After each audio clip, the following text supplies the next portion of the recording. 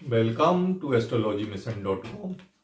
इस वीडियो में हम कवर कर रहे हैं वैवाहिक जीवन और बृहस्पति।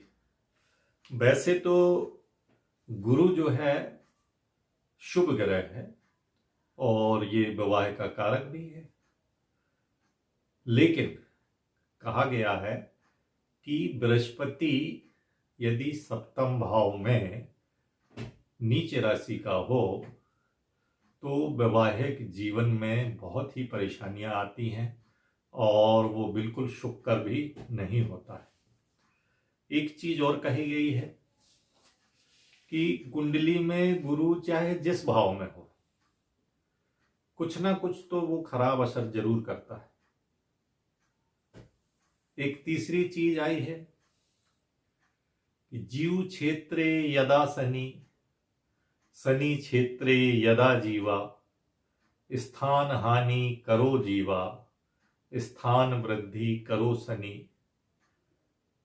यदि गुरु जो है शनि के क्षेत्र में हो, शनि की राशियों में हो, तो वो स्थान हानि कर देता है।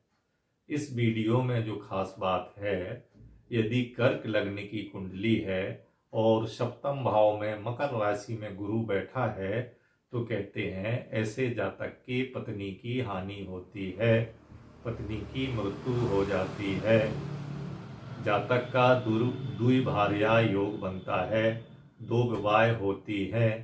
तो पहले हम इस बात को कवर करते हैं कि कुंडली में गुरु चाहे जिस भाव में हो, कुछ ना कुछ खराब फल अवश्य करता है। उनके हम उदाहरण ले लेते हैं। लग्न में गुरु भगवान श्री राम के थे तो भगवान श्री राम को वनवास जाना पड़ा था। दूसरे भाव में पितामह भीष्म के कुंडली में गुरु थे तो उनको राज्याधिकार से वंचित होना पड़ा था। तृतीय भाव में जो गुरु जो है राजा बलि के थे, राजा बलि को जो है पाताल लोक जाना पड़ा। चतुर्थ भाव में गुरु सत्यवादी राजा हरिश्चंद्र के थे तो उनको नीच के घर में पानी भरना पड़ा था। पंचम भाव में जो गुरु हैं श्री भगवान श्री रामचंद्र के पिता राजा दशरथ के थे, उनकी पुत्र शोक में मृत्यु हो जाती है क्योंकि पंचम भाव में गुरु थे। षष्ठ भाव में गुरु जो है महारानी द्रौपदी के थे, उनको वस्त्रहरण नामक पीड़ा से गुजरना पड़ा था। सप्तम भाव में गुरु राजा अज के थे और इनको भी पत्नी का वियोग सहना पड़ा था। अष्टम भाव में गुरु जो है वो रावण के थे, जिसके पूरे परिवार का नाश हो जाता है। नवम भाव में गुरु विश्वामित्र के थे, उनको जो है अभक्ष का भक्षण करना पड़ा था। 10वें भाव में गुरु दुर्योधन के थे, उसका जो है कुल का नाश हो गया था। एकादश भाव में गुरु राजा नल के थे, उनको भी राजभ्रष्टों के वनवास जाना पड़ा था। और 12वें भाव में गुरु जो है महाराज पांडु के थे, उनको भी अकाल मृत्यु से गुजरना पड़ा था। तो ये वो उदाहरण है कि कुंडली में गुरु चाहे जिस भाव में हो, कुछ ना कुछ जो है खराब फल जरूर करता है। अब हम लेते हैं कि जीव क्षेत्रे यदा शनि, शनि क्षेत्रे यदा जीवा, स्थान हानि करो जीवा, स्थान वृद्धि करो शनि। तो इस वीडियो में खास तौर से यदि गुरु मकर राशि के सप्तम भाव में हो तो कहा गया है कि उस व्यक्ति को पत्नी का सुख नहीं मिलता है, उसकी पत्नी को कष्ट मिलता है, उसको दूसरी शादी भी करनी पड़ सकती है। और ऐसा क्यों होता है? क्योंकि शनि की राशि में गुरु बलहीन हो जाते हैं और वो जो है भाव की हानि कर देते हैं। तो इसका जो सूत्र है वो जातक परिजात में आया है कि यदि जन्म कुंडली के सप्तम भाव में नीच का गुरु हो तो कहते हैं जीवन साथी की मृत्यु हो जाती है और जातक का दूसरा विवाह अवश्य होता है। तो इसके लिए हमें जन्म कुंडली देखना है और नवांश कुंडली में ये बात टैली करना है कि गुरु शनि के नवांश में है या मंगल के नवांश में है।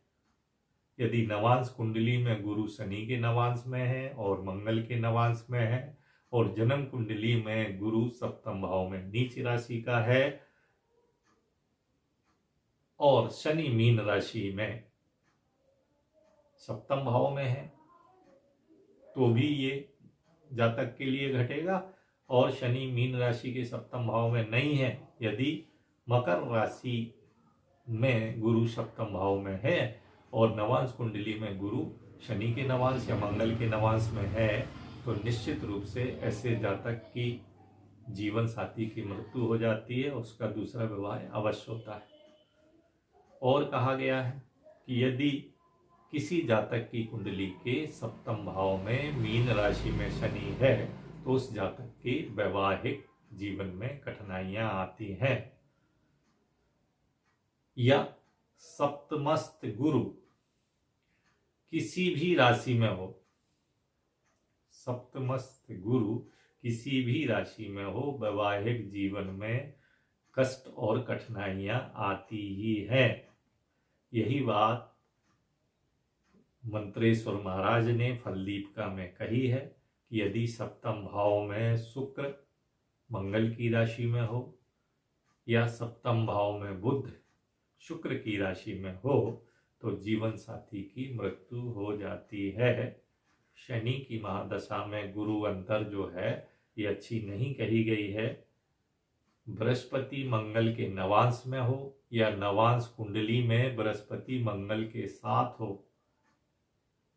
तो भी व्यक्ति का विवाह विच्छेद हो जाता है। फिर से सुन लें आप, बृहस्पति मंगल के नवांश में हो या नवांश कुंडली में बृहस्पति मंगल के साथ हो तो जातक का विवाह विच्छेद हो जाता है। तो ऐसे जातक ध्यान दें कि जिनका जो है गुरु सप्तम भाव में नीच राशि में है और नवांश कुंडली में वो मंगल के नवांश में या वो शनि के नवांश में है, तो ऐसे जातक की जीवन साथी की मृत्यु हो सकती है और उसका दूसरा विवाह हो सकता है। नमस्कार।